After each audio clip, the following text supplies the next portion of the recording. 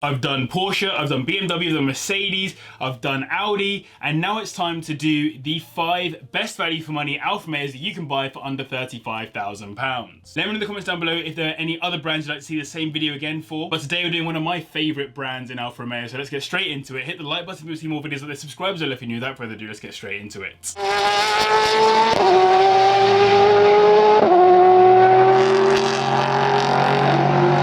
We're kicking this video off with a car that I had the incredible opportunity to review a few years ago, the Alfa Romeo GT Junior, which comes in both 1300 and 1600 spec, obviously relating to the engine size. It is effectively a baby GTA to the untrained eye. They could literally be the same thing, but to the trained eye, the multiple juniors have their own unique charm. If you got a 1300, you'd be getting a 1.3 litre inline-4 engine, obviously 1300cc of course, which puts out 102 brake horsepower, taking it to 60 in 12.7 seconds. Pretty slow, but buying one of these has nothing to do with speed or quickness, and instead it's all about style, finesse, poise, and passion. It was designed by the incredibly talented Giulia, who might honestly be my favourite car designer all in, based on what he's provided to the car world. His typical arching and curving shapes from the 1960s were mixed with the boxier stylings of some of his cars in the early 70s to produce what is an absolutely stunning piece of automotive history. But it's not just beautiful outside, inside it has lovely clamshell seats and a simple, classy dashboard. Honestly, when I had the chance to drive one, it was just one of the happiest feelings I've ever had whilst driving a car, just pure driving pleasure. No, it wasn't super balanced or fast or anything like that, but at the time of driving it, I could have easily been in a GTA in my head. Add on some lovely features like the step front bonnet, which opens the opposite way to what you'd expect, and you really have something special. It's hard to work out exactly how much these go for nowadays, but I can easily find them at around the 30k mark, and 35k gets you a well looked after 1973 model, probably a 1600.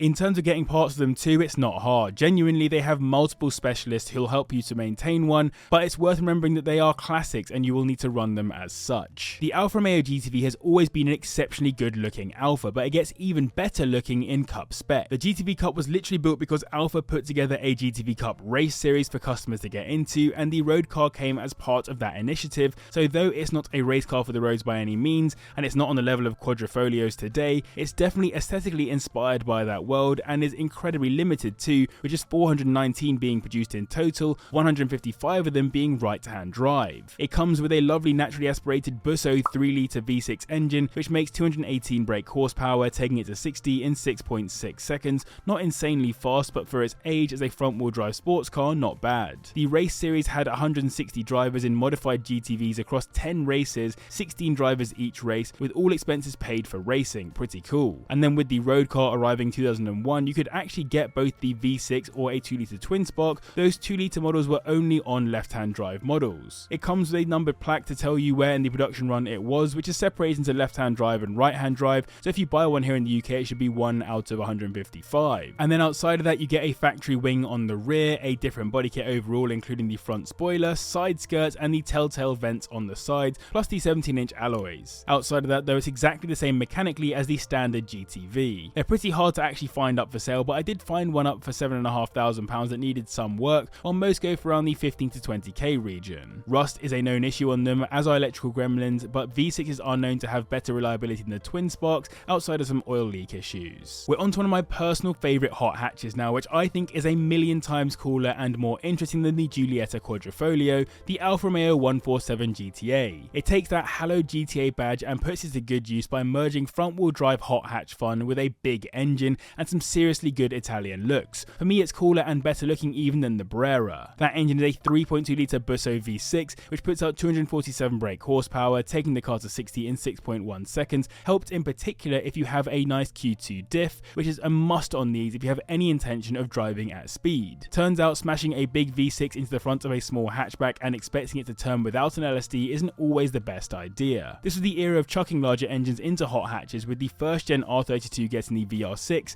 and similar story with the Audi A3 V6 as well. So it was pretty on trend, and just as the first gen R32 has gone from strength to strength in price, the 147 GTA is doing similar. It wasn't known to have great handling dynamics, but it was known to be fun to drive, which for me is a key part of car ownership. And it also wasn't particularly sought after here in the UK, as only around 350 of them were sold here, which actually makes it a rarer car than the Clio V6 all in. With that in mind, this is a proper future classic in my books, as it continues to become more sought after today. They start at around the £10,000 mark and typically go up to around the 20k region for one in nice condition with lower mileage. Typical electrical issues are known on them and air cons are known to perish. They don't like to be left alone. Drive them and enjoy them. Leaving them to rot is where problems start to arise. So I hope you guys are enjoying this video. If you are, then do hit the like button and subscribe as well if you're new. And let me know in the comments down below what your personal favourite ever Alfa Romeo is. Now, mine is probably, there's plenty of them out there that I would definitely go for, but I want a 4C. So let's just see how it goes. Sharing its engine with the 147 as well as a few other key parts is this, the 156 GTA, which came as both a saloon and estate, if you went for the sport wagon variant. I think both are incredibly good looking cars. Personally, I would love a sport wagon, but the saloon would still go down a treat as it's more in line with previous stunning Alfas, particularly in a nice aggressive red. As I said, that engine is a 3.2 litre V6 which puts out 250 brake horsepower, taking it to 60 in 6.1 seconds, matching the 147 that we just spoke about. Compared to the 147, a few more of these were sold here in the UK, partially because of how great the press was for them,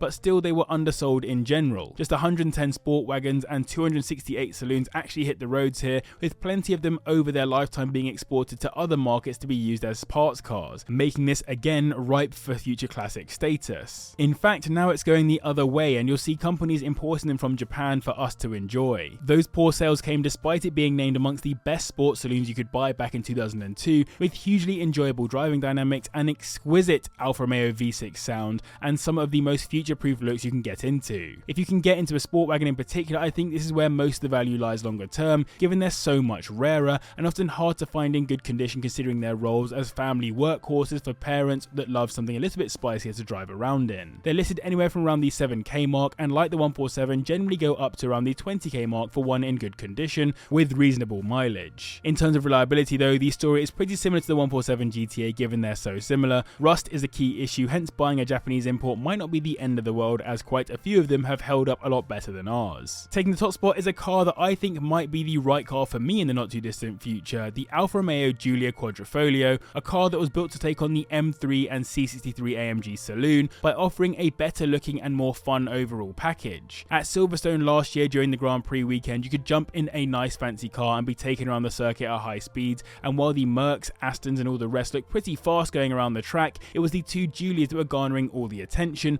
by constantly being sideways and looking good doing it. These come with a lovely engine developed by the same man who designed the one you'll find in multiple modern Ferraris, including the 488 and the likes. It's a 2.9 litre twin turbocharged V6, making 512 brake horsepower, taking it to 60 in 3.8 seconds, which is unreal performance, pushing this well into super saloon territory. The 4-leaf clover gets you a modern masterpiece with practicalities like cylinder deactivation to help with usability, and then purely performance focused features like the carbon fibre bonnet and roof. It has active aero too, as the carbon fibre splitter, spoiler and diffuser aren't just for show. That front splitter will change angle to maximise downforce and therefore handling. Genuinely insane for a dailyable saloon. Having been in one, the interior is a classy place to be too, with it being more performance focused. I like that a lot of the controls are real buttons, but getting an example with the carbon backed bucket seats can be hard within our price range. Considering everything I've just told you, I think these are insane value for money, given they start at around £29,000 nowadays and 35k gets you a 2017 model with around 40k on the clock. There have been a few recalls on them, but most of the problems owners seem to have suffered are software related, which is not the end of the world, and the unluckiest owners have had issues with the wiring loom, ultimately putting the car in limp mode. So that was 5 Alfa Romeos you can buy for under £35,000 that I think are insane value for money. Hit like and subscribe for more videos just like this. Huge thanks to you guys for watching, the patrons for their support as well, and click here for another video on some properly cool cars.